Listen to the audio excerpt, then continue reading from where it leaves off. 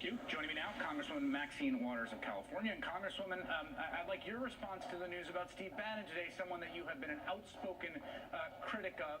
What do you make of the developments today that he's been removed from the Principals Committee of the National Security Council? Well, basically, I think it's a move that only they know why they have done it. I don't trust anything they say. You can bet your bottom dollar that Bannon is still going to be close to the president. He'll be whispering in his ear whether or not he's sitting on the National Security Council or not.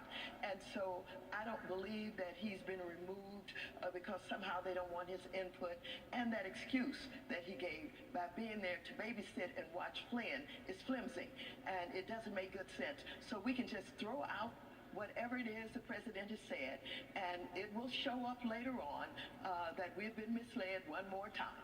Yeah, how do you, you just said something that strikes me as important, that you just don't believe anything coming out of the White House, and yes. I don't think that's necessarily broadly applied across both parties, but I do think there is a credibility problem.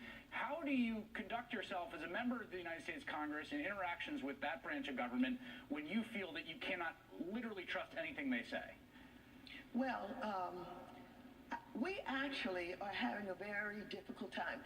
If you take a look at the negotiations that went around the ACA and trying to figure out exactly where they were coming from and what they were wanted to do on healthcare. All we know is that it was a circular firing squad inside the Republican conference. We're not able to do any more with the president than they're able to do within their own conference. Actually, very few people up here, I think, really believe him. He's not trusted. He doesn't really have the credibility. The Los Angeles Times did a striking article on him. There's a 4-part series that they're doing that basically talks about this lack of trust, this lack of confidence, and about his lying. And so we don't have that kind of relationship where we're really negotiating and we can believe or disbelieve him. We're just far apart. America has been involved in a ceaseless state of war since 2001. Afghanistan, in which we still have troops in harm's way, is the longest war in the history of the American Republic.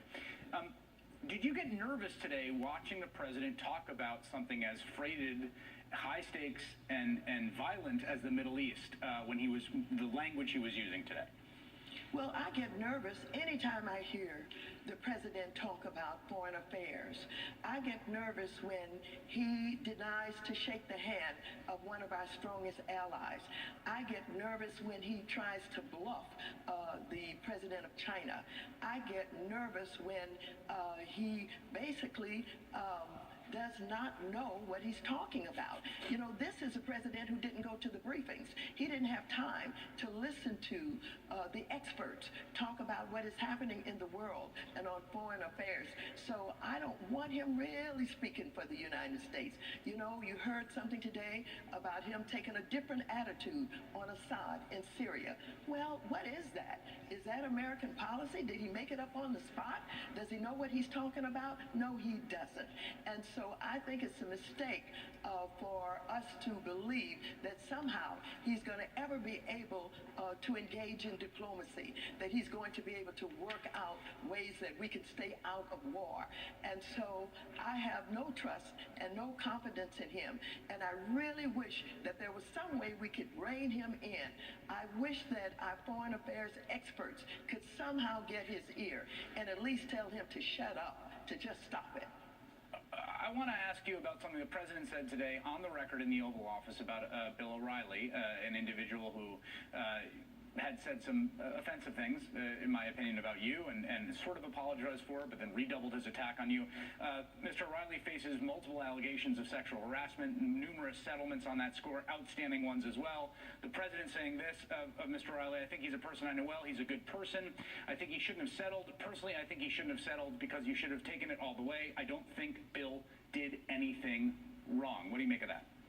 Well, it's coming out of the mouth of a man who has said some horrible things about women. Don't forget, he talked about grabbing women in their private parts, and because he was important, he could get away with it. And so they are two of a kind. And so I'm not surprised that he stood up and tried to defend Bill O'Reilly. But It's all catching up with Bill O'Reilly and that sexual harassment enterprise that they created over there at Fox.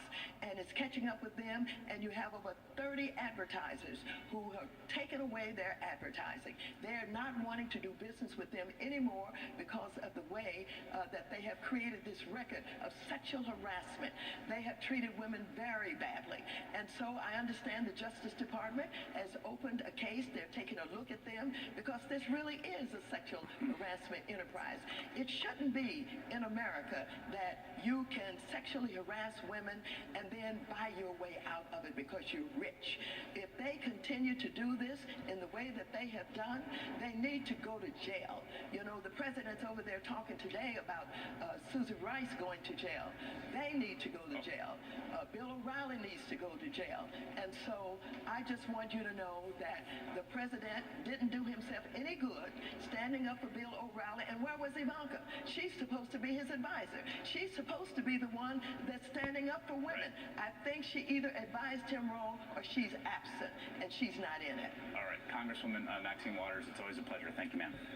You're welcome. Joining me now, Republican political